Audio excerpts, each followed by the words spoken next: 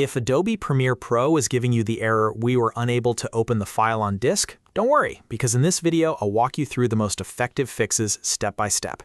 This issue usually happens when the file is corrupted, stored in a tricky location, has an incompatible container, or Premiere just can't read it properly. The good news is, in most cases, you can fix it without losing your project or starting over. Before we jump in, if this video helps you out, make sure to hit the like button and subscribe for more quick Premiere Pro tutorials just like this. It really helps the channel grow, and it lets you keep getting simple fixes when editing problems show up. Now, let's start with the first and often most effective solution: re-encode or convert the file.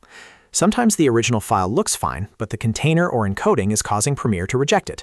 A very easy way to test this is by opening the file in VLC and converting it again. Even if you convert MP4 to MP4, that can create a fresh copy with a cleaner structure.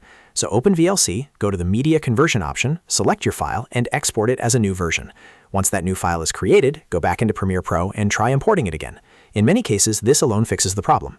Next, try changing the file extension. This is a simple trick, but it can sometimes force Premiere to use a different importer. For example, if the file is a .mov, try renaming it to .mp4. If it's a .mp3, try changing it to .wav. Now, this does not actually convert the file contents, so it won't work in every case, but if the file type metadata is causing confusion, this can be enough to get Premiere to recognize it properly. After renaming it, try importing the file again and see if the error disappears. Another very important fix is to localize your files. If your media is sitting on an external hard drive, network drive, or inside a cloud-synced folder like OneDrive or Dropbox, Premiere can sometimes struggle to open it correctly. To rule that out, move the file directly to your local desktop or a folder on your main internal drive. Then open Premiere and import the file from that local location. This step is especially helpful if the file path is unstable, syncing in the background, or the drive connection is dropping. While you're at it, rename the file if needed. Long file names and special characters can create problems, especially with imported media that came from phones, cameras, downloads, or cloud backups. Try keeping the file name simple. Use plain letters and numbers and avoid symbols like slashes, commas, apostrophes, or unusual characters. Also keep the path short, so instead of hiding the file deep inside multiple folders, place it in an easy location like your desktop or a simple media folder. Then test the import again.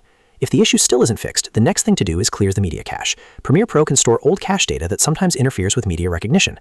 To do this, go to Edit, then Preferences, then Media Cache. Inside that menu, you'll see an option to remove media cache files. Click that option and clear the cache. This can help Premiere rebuild the necessary files and remove anything corrupted or outdated that might be blocking the import.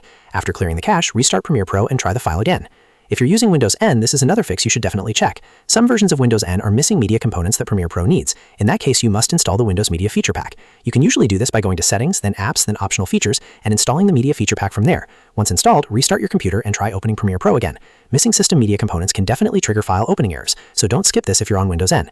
And if none of those steps work, try importing the file into a brand new Premiere Pro project. Sometimes the project itself is the problem, not the media. So create a new project, then import the problematic file directly into that fresh project and test it there. If the file still won't open, you can also try importing the old project into a new one. This can help when the current project has become corrupted or has a setting that is conflicting with the media. A clean project environment often solves strange import issues. So to quickly recap, if Premiere Pro says it was unable to open the file on disk, the best fixes are to re-encode the file, change the extension, move it locally, rename it, clear the media cache, install the Media Feature Pack if you're on Windows N, and try a new project. One of those solutions usually gets the file working again. If this tutorial helped, please give it a like, subscribe for more Premiere Pro fixes, and check out the next video for more editing tips and troubleshooting help. Thanks for watching, and I'll see you in the next one.